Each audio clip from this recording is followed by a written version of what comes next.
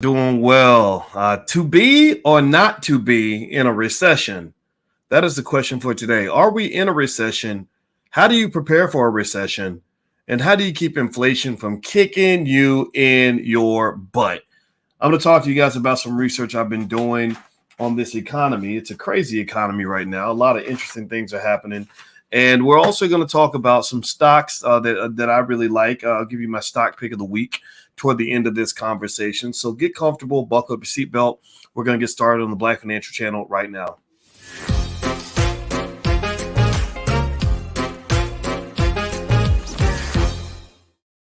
Hey, what's going on, everybody? Welcome to the Black Financial Channel. That's theblackfinancialchannel.com. My name is Dr. Boyce Watkins. I'm your friendly neighborhood finance professor. On the Black Financial Channel, we talk about Black wealth and economics every single day, sometimes as much as 10 times a day, under one condition. The condition is that we are Black first. Black first is the B1 culture. B1 means that we put our community at the top of our priority list. B1 also means we educate our kids. We break generational curses. We do not continue them. B1 also means that our kids are going to be the most financially literate, most financially capable, most economically devastating force to ever hit the face of this earth. And so if you're preparing your kids for the future by investing for your kids, put a yes in the chat. If you are teaching your kids about economics every day, put a yes in the chat. If you are doing things to make sure that the future is better than the past, put a yes in the chat. And shout out to all the great Black parents that are doing this. And actually, before I get started, I'd be remiss not to welcome everybody. Number one, shout out the city you're from. I see Amber Gardner, Terry Cobb from Atlanta. I always see you in there, brother, and I love you. Stevie Allen, Antoine, and Bernard Square Productions, Tony C. How you doing? It's so good to see everybody. Denise says, what happens if there's another crash like 1929? Well, we could talk about that for sure. And actually, by the way, also as we get started, I'm going to let you guys know one of the sponsors for today's podcast is Janae's Herbal. Janae's Herbal is started by John DeBerry. John DeBerry started a line of organic health and beauty products. Our products are a unisex line that is rich in herbs and oils that have been used for thousands of years for health and beauty. If you got perfect skin, eczema, razor bumps, diaper rash, or wrinkles, these products are for you. We make your outer beauty match your inner beauty, and the URL's on the screen, janaesherbal.com. If you'd like to have your business shouted out on the Black Financial Channel, feel free to advertise with us. Just go to drboycefinance.com. That's drboycefinance.com. That's where you can actually sign up and get a shout out in our Black business shout out. All right, so let me ask you all this. Let me ask you all a yes or no question real quick. Hey, what's up to everybody on TikTok? My TikTok is Boyce Watkins, easy to find. There's a lot to talk about with TikTok. There are a lot of people who think TikTok is actually being used by the Chinese government to spy on American citizens. Do I think that they're doing it? Probably. I know how the Communist Party works, but then again, the Americans do the same thing. But then at the same time, China does not allow a lot of American social media companies in China. I don't know if y'all know that or not, but when I went to China, and I've been there twice, I taught a class in China. The students there were the best students I ever taught. But then also I went there again with my wife. And when I was there is no Facebook allowed in China. There is no Google allowed in China. If you go look up YouTube in China, you're going to get a dead website. So the Chinese don't allow us to do to them what they're allowed to do to us. So it's going to be interesting to see how this all plays out from a national security standpoint. So if you think that people are being overly paranoid when they worry about that kind of thing, they're not. It just is what it is. But I still have my TikTok, so maybe I'm a hypocrite. Who knows? Anyway, let's jump into this. How many of you, yes or no? Hey, yes or no? How many of you think we are in a recession? Sylvester Stallone, Salamo 2011, and Chiquita, do you think that we're in a recession? Yes or no? Do you think that we are in a recession right now, like sitting in the middle of it, like just it's going, we're going through it, we're there. It's not the future, it's the present. How many of y'all think that we are in a recession right now? Give me a yes or no. Okay, so Derek, Anita, I see your yes. I see Fuzz Beatboxer says me. Terry Cobb says hand up. Okay, yes, we are. Beatrice, Tony C, Phil Jones, Amber Gardner, Cliff Cole, I see you. All right, so yeah, all right, so here's the deal, right? So you're not incorrect on that. A lot of people feel that we are in a recession. A lot of people feel that we're already there. But here's the thing. I know that people say, I've seen people, do podcasts and they say, welcome to the recession. We're in the recession. We're in the recession. I'm not saying that they are wrong. They could be right. But here's where I'm going to draw a little bit of a nuance in there to kind of help you understand how recessions work, is that they're not 100% correct. There are economists who don't believe that we're in the recession yet. There are economists who believe that we're confused right now with the data. A lot of people have used the standard definition of a recession to be 2 consecutive quarters of negative economic growth.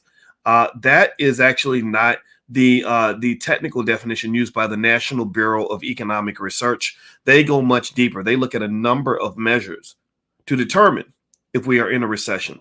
So if you ask the head of the National Bureau of Economic Research, are we in a recession? Some of them might say yes, some of their economists might say no, but a lot of them are going to say, it depends, kind of, sort of, because you have a really strong labor market. A lot of times in recessions, you don't have the unemployment rate being as low as it is right now. I went out and I was talking to a brother that was working security at one of the buildings I had to go visit today for a business meeting, and he said, "You know what?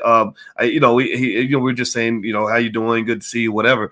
And one thing he said was, I said, yeah, it's a blessing to just have a job, man. And he said, there's jobs everywhere. He said, if you don't want to work, if you don't have a job, it's because you don't want one. He said, there's jobs everywhere, and that's true. A lot of people were hired. Millions of people were hired in the last quarter. And what economist Jeremy Siegel has brought up is that it doesn't make any sense that all these people were hired, yet GDP went down. Usually when that many people get hired, productivity goes up, which makes GDP, gross domestic product, go up. He said it went down. So they're trying to figure this out, what's going on with this productivity paradox. So are we in a recession? I'm going to say it depends on which measuring stick that you use. We may be in one, we may not be in one. But I do know that according to a survey with Allianz Life, they basically concluded that 66%, 2/3 of all Americans are worried about the fact that we might be in a recession. They're also worried about inflation. The majority of Americans are worried about inflation. Different groups have different concerns based on their age. They looked at Gen X, they looked at millennials, they looked at boomers, and then there's that other group. Which is it, Gen Z? That's after Gen X, and then after Gen Z, there's another generation. See, that's how I know I'm getting old, because all the generations keep adding up. Generation X, we used to be the young ones, but that ain't true no more. So anyway, so what's going on right here is that you do have a lot of concern.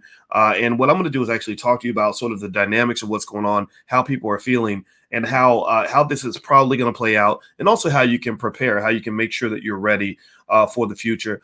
So if you could hit the thumbs up button, thumbs up, share, subscribe. And I want to give another quick Black business shout out to realinvestors.com/challenge-2s. That URL on the screen. That is a company that is actually doing real estate challenges where they are actually showing people how to buy real estate. I think that buying real estate is a great hedge against inflation. What's the brother's name? Sherman Ragland. Sherman Ragland is doing a series of real estate challenges, and he's asking basically if you are interested in getting started in real estate investing, you can go to realinvestors.com. Sherman Ragland's award-winning MBA who's mentored over 1,200 people in real estate, quick cash, cash flow, legacy wealth, etc. He has a 21-day program that you can sign up for. That URL's on the screen. And that's the next Black business shout out I want to do. And I want to mention that actually real quick in terms of real estate. Here's the thing. Okay, let me know. Do you guys really want to know what I think about inflation? You want me to give you the scientific breakdown, or you want me to really tell you what I really think about inflation? Tell me if you want me to give you the Uncle Boyce perspective on inflation. I can give you the Dr. Boyce analysis of it, but I'm gonna give you the Uncle Boyce. Uncle Boyce is a little bit more raw. The Uncle Boyce perspective on inflation is that inflation is a bunch of crap. It's a bunch of BS. Inflation creates massive amounts of inequality in this country. Inflation is a scenario where the rich get richer and the poor get poorer, and it's systematically embedded to ensure that those of you that are working regular jobs, getting regular wages, are gonna get screwed. Inflation, there's a documentary on Netflix that I highly recommend. I think it's on Netflix, maybe on something else now, but I believe it was called Boom Bust Boom. Boom Bust Boom it was brilliant. They had Nobel Prize winners speaking, but they would use puppets to try to, make it funny, and they would make little songs about economics. And they talked about how capitalism naturally creates these booms and these busts. I'm not anti-capitalist, but I'm not pro-capitalist either, because it's like a gun. Do I like guns or don't like guns? I don't hate them all the time. Sometimes you need a gun, but then sometimes guns will shoot you in the foot if you don't know how to use it, or use it on the wrong person, or whatever. So guns make me nervous, but at the same time, I like guns when I need one, right? So it's the same way. Capitalism is one of those things that has benefits. There are times where capitalism is what allows you to live this wonderful life that you live as an American, where you've got these privileges and all this wealth and everything else. You're wealthier on a per capita basis than any country on earth. However, capitalism also, it's like an economic drug, and it can create booms and busts unlike any other. So in a way, think of it like drinking your coffee. When I drink my morning coffee, I get going. Any other coffee drinkers in the room? Anybody drink coffee? Give me a guess in the chat if you're a big coffee drinker. So I got my coffee cup right, actually, like literally right here. I have a cup of coffee every morning, and I'm probably even addicted or something. I don't know. I need my coffee in the morning. I'm not a normal person. Well, the coffee gets you going. It's like, yeah, let's go. I'm smarter. I'm sharper. I'm on top of everything, and I'm like that for about 4 hours. But then what happens? You start, right? When you crash, you're done. You need to go take a nap at that point, right? And, so there's the high and then there's the low. Or just like love, if you ever want to have a really boring life, never fall in love. If you never have sex, never date another human being, because you'll never get hurt. You'll never get your feelings hurt because there's nobody around, but then you'll never experience the joy and the excitement of what love brings to the table. Love is wonderful, right? Some people believe that life is a full journey of love. Well, love kind of is like a little bit, not quite, but you can compare it to capitalism. Capitalism is a type of economic love. And similar to regular love, this economic love creates the most amazing experiences, these tremendous economic possibilities, this massive amount of wealth. But then it also creates those crashes, those times where you get your heart broken and you get devastated and you feel like somebody just left you on the corner in the trash, and it makes you never want to date again. Right? So a lot of people, when they go through the bust period, the bust phase of capitalism, that's when they start saying, I think I should just be a communist, or we need socialism. And all those, actually, believe it or not, all those different ideas are good or bad depending on the context. If they're executed properly, all of those ideas, communist, socialism, Marxism, there are good ideas in every single one of those ideologies, right? And then bad ideas too. So capitalism kind of does that. So with inflation, the reason inflation pisses me off a little bit, to be honest with you, is because people like me are beneficiaries of inflation. I'm a rich man. I'm not a broke man. I know how to make money. My PhD is in finance. I studied finance because I knew from a long time ago from my daddy that if you want to be good at something, you study how to do it, and you study it harder than anybody else. It's like basketball. If you want to be the best basketball player, you spend 10 hours a day on the basketball court, and then you'll be dunking on fools all day long, right? So I never understood why there are people who say they love money, they want to make money, they want to get money, but they don't spend any time studying money. That makes no sense to me. I spent all my time studying money. So people like me who study money and understand where the money is, how to obtain the money, how to make the money work for you, we benefit from inflation. Why? Well, because there's something, and they talk about this in that documentary, Boom, Bust, Boom, excuse me, that they talk about how inflation creates something that can be exciting yet really devastating. And it is a subcomponent of inflation called asset inflation. See, a lot of times when we talk about inflation, we end up talking about the price of bread, the price of gas, things like that. But really, asset inflation is the really, really interesting part of inflation, because that also impacts things like the price of stocks or the value of real estate. And who ends up owning the stocks and the real estate and everything else? It's the investors. So if I'm an investor and I own stock, then guess what? When inflation's shooting up, my stock prices are going up. If I'm an investor and I own real estate, then when inflation's shooting up, the value of my houses are shooting up. I bought property 2 years ago that's worth like 20 or 30% more than it was when I bought it 2 years ago. That's crazy. I didn't do any work for that money. That's hundreds of thousands of dollars, literally, that just appeared magically just because you own the asset. So this is one of the reasons why I tell you guys 100%, like I'm really telling you, this is crystal clear to me. I want it to be crystal clear to you. If you want your kids to get ahead in America, you must teach them to own assets. You must teach them to own assets. You must teach them to own assets. Because the people who get screwed by inflation are the people who don't own assets, who are working for a living. The U.S. wage, if you adjust it for inflation, has not even gone up in the last 50 years. What they call the real wage. Right now, the average worker makes about $27 an hour. Back in 1972, maybe they made $3.50 an hour, something like that. They said when you adjust for inflation, their wages have not gone up, but the cost of everything is going up like crazy. So don't put your kids in that category where they're going to lose from inflation. Put them in a category where they're going to win.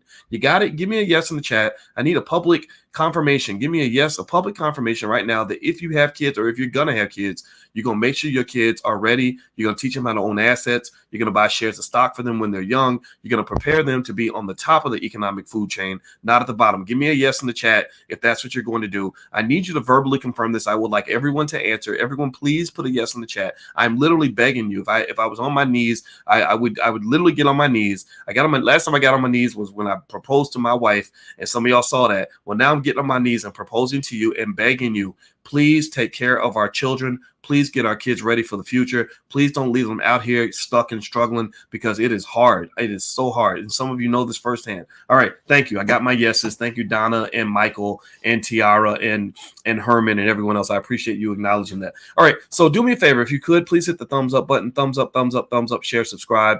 And don't forget, I'd like to, because we have the shout outs. I want to, if you don't mind, I'd like to acknowledge the Black businesses that are sponsored the podcast. Janae'sHerbal.com. That is one of the sponsors for today, and I hope that you will go and patronize these businesses. And I'm actually going to read. I have a little thing that they sent me with Janae's Herbal. Let me see if I can find it. Janae's Herbal is a company that. What do they do? Let me see here. Oh wait, I'll find it in a minute. I'll find it and I'll read it. Sorry about that. I'm bad. I'm not so good with this stuff just yet. Oh, Janae's Herbal. John DeBerry says he's the owner of Janae's Herbal. It's an organic health and beauty product line. Our products are unisex, and they're rich in herbs and oils that have been used for thousands of years for health and beauty. If you've got perfect skin, eczema, razor bumps, diaper rash, or wrinkles, these are the products for you. We make your outer beauty match your inner beauty, so you can visit Janae'sHerbal.com. If you want to sponsor a podcast and have me shout out your business the way I'm shouting out these businesses, just go to drboycefinance.com and you can do a sponsorship if you'd like. And believe me, I will promote your business. And we do reach about 1 million people a week on the podcast. So I'd love to support you. And if you support us, and it's kind of a nice trade. All right. So with that said, here's a couple of things that I found in this survey from Allianz Life. A couple things. One, they said 71% of people are worried that their wages are not going to keep up with inflation. You should be worried because they won't keep up with inflation. As I just explained to you a second ago, inflation tends to benefit rich people. That's just a fact. Number two, the Biden administration is in this weird denial where they're basically saying that we're definitely not in a recession. And they're making the point to say that look at unemployment. Unemployment is really low, so we can't be in a recession, but nobody's really talking about the quality of these jobs. Nobody's talking about what they call underemployment. People getting jobs that they really don't want to have, jobs that don't pay them what they're worth, jobs that don't give them the hours that they deserve. So I don't agree with Biden 100% there, but it is really interesting with the labor market, how strange things have gotten. I went to Cheesecake Factory, and in Cheesecake Factory, I ordered what I usually get, which is chicken teriyaki. And I like extra teriyaki sauce because I love teriyaki. I just like it. It's good. And I ordered my chicken teriyaki and I got my strawberry lemonade. And the guy said, we had to take chicken teriyaki off the menu. I said, how the hell can you do that? You've just ruined my entire life. And the guy said the reason they had to kill half the menu was because they could not get workers to come in. They literally had so few employees that they could not get workers to come in. And then I was in Atlanta, in the West Village in Smyrna, and I went to the Starbucks to get morning coffee because I told you I'm a coffee addict. I like coffee. And I went to get my coffee. I'm excited. You ever have that time where you're feeling groggy, but you're excited because you're about to make or have somebody make you like a really good cup of coffee and you can taste it in your brain and you're kind of pumped up about that. So I'm really excited about getting this Starbucks coffee. I get to the Starbucks and it's like 9:30 in the morning. I know that they got to be open. I mean, Starbucks, 9:30 a.m. on a weekday. Of course they're going to be open. Nope, they were locked. The door was locked. And the reason the door was locked is because Starbucks said that they could not find enough employees to run the store. So they had to shut the store down. So the labor market has gotten really, really strange. A lot of people have exited the labor market. A lot of companies need employees. And what they believe, here's one thing that they believe. This is where you got to kind of be mindful, is that they believe that in order for us to really get through the recession, in order for us to really feel the lows of what's coming in the economy, you're going to have unemployment rise. It's going to end up rising to 8 to 10%, they believe. And that's when you're going to start really feeling the effects of the recession. What I hope doesn't happen is what they call stagflation, where the inflation is also strong and the economy is weak. That really sucks. That's like you having, your expenses are highest when you have the least ability to pay. It kind of sucks that way. But that's the fear that people have I don't think that fear is going to necessarily be warranted. I believe that they're going to find a way to control inflation. The Federal Reserve is doing a lot of tightening, which is basically where they're increasing interest rates. So now what you're seeing is that the housing market's starting to cool down. The prices of, I talked to a real estate agent in Atlanta, and she was telling me how the housing market was insane a year ago. She said now it's easy, it's simple, it's not, it's everything's getting back to normal. And also another sign of the recession is when they start talking about consumer spending dropping. That's when you're going to start having some of these inflationary or some of these recessionary indicators popping up. So because at the end of the day, when consumers stop spending, when consumers stop spending, that's when corporate earnings start going down. That's when stock prices start dipping even further than they have right now. That's the thing that could actually occur over, say, the next year and a half. It all really depends on what the inflationary data says as the Fed is tightening, trying to get inflation under control. Once they get inflation under control, they're going to stop trying to slow down the economy, which is good news for your stocks.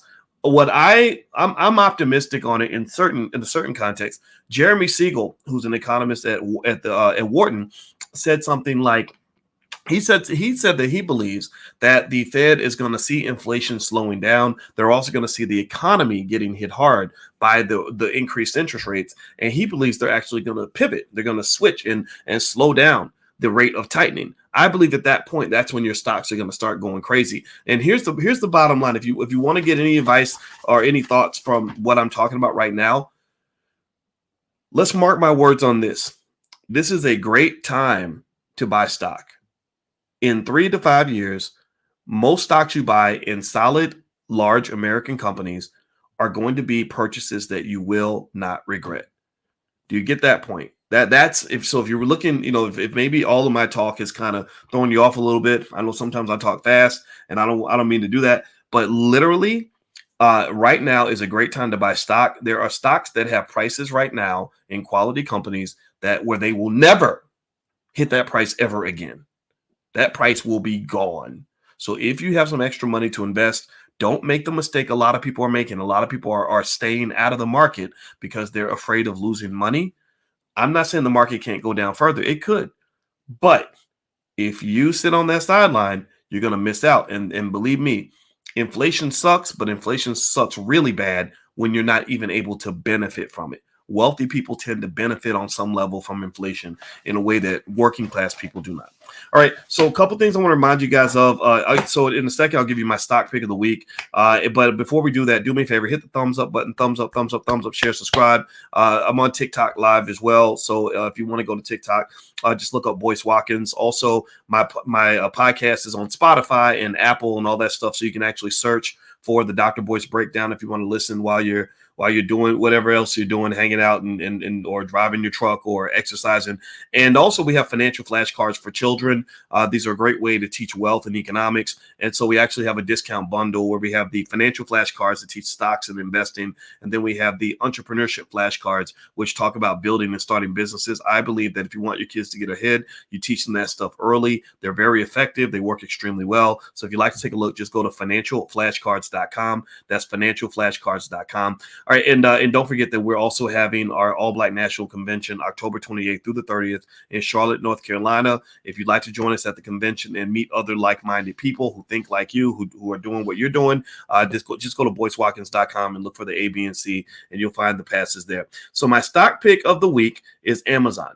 Amazon is a company that I believe in deeply right now. I have every reason to believe that buying Amazon consistently, even if you bought 1 share or 2 shares per week or per month or whatever you can afford, I believe that if you did that consistently and you don't sell your shares over the next 5 to 10 years, you're going to be really happy that you did it. So Amazon is the stock pick of the week. That's my favorite stock. There's some other stocks I grabbed from my students this week. And of course, if you want to join my class, just go to boycewatkins.com. But Amazon's kind of the one where based on my research, I felt really, really good about investing in Amazon. And one of the great things about Amazon is that they just have good management. They know how to make money. They know how to endure downturns. Amazon's pretty much always going to be good, at least based on where they are right now. All right, guys. So I've got to go. My wife is waiting for me. She wants to go running. So let me go ahead and head on out of here. This week, I'm going to be in Houston at the Power Networking Conference. Dr. Joyce C. Frazier is the host. So I'm really excited about that. And so I'll tell you guys more about that later. So please have a good night. God bless you. And I will see you soon. Take care now. Peace.